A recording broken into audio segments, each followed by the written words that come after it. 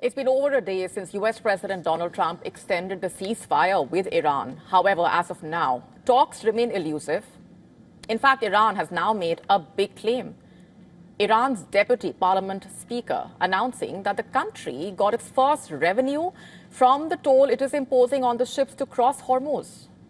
Without revealing more, he claimed that the amount had been deposited into the central bank of Iran's account. Earlier, reports suggested that Iran's parliament was reviewing a bill to charge transit fees on ships passing through Hormuz.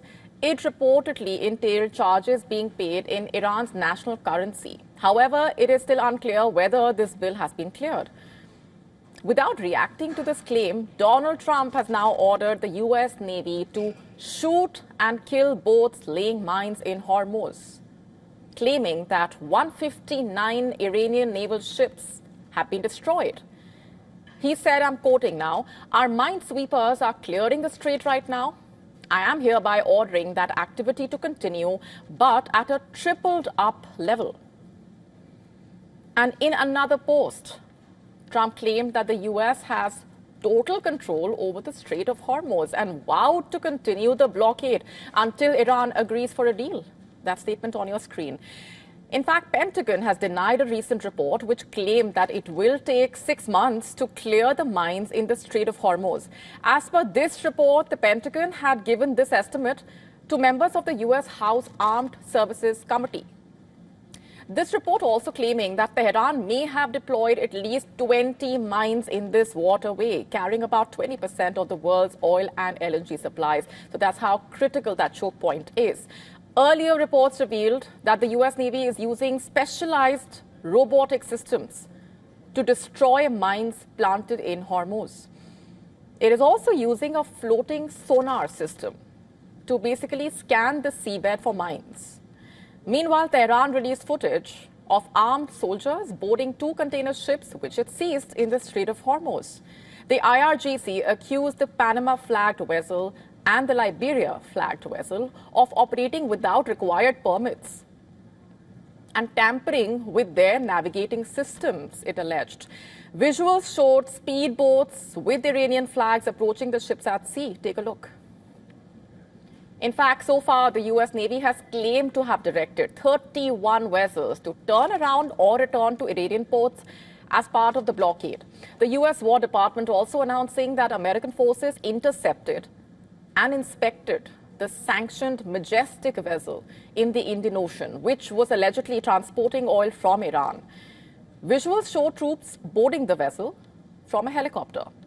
Signaling its limitations in the present scenario, the U.S. has argued that Iran's moves do not constitute a violation of the ceasefire. Explaining this stance, the White House press secretary told Fox News that the seized ships were neither American nor Israeli.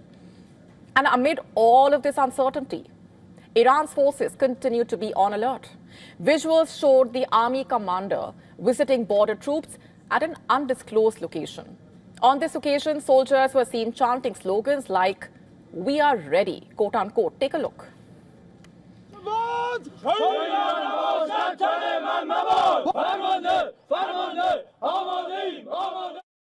Sound actions you have taken, and with the accurate layers of defensive planning you put in place, along with the morale, determination, steadfastness and strength you possess, deterrence has been created. That's not even all. Iran's Tasnim news agency has issued a veiled warning, basically, that the internet can potentially be in Tehran's line of fire. It highlighted how Hormuz serves as a critical corridor for at least 7 undersea cables, including Falcon and TGN Gulf. Why is this crucial, you ask? These cables, to put it simply, which are used to transmit data between continents, account for over 95% of the global internet traffic. As per Tasnim, Gulf nations like the UAE, Qatar, Bahrain, Kuwait, Saudi Arabia can be majorly impacted if the undersea cables around Hormuz are damaged. So that's also crucial. In yet another development, the crisis within American ranks also deepened as the U.S. Navy Secretary was ousted from his position, even as the Hormuz blockade was underway. As per reports, tension was brewing between him and the Secretary of War, Pete Hegseth, over implementing shipbuilding reforms and his close relationship with Donald Trump. Now, the human toll of the Hormuz blockade, the deadlock, cannot be understated. An Indian captain of one of the ships stranded in the Persian Gulf revealed that his crew has been under constant stress since the war started. My crew is, under constant stress ever since the war started, since we are stranded inside this conflict zone.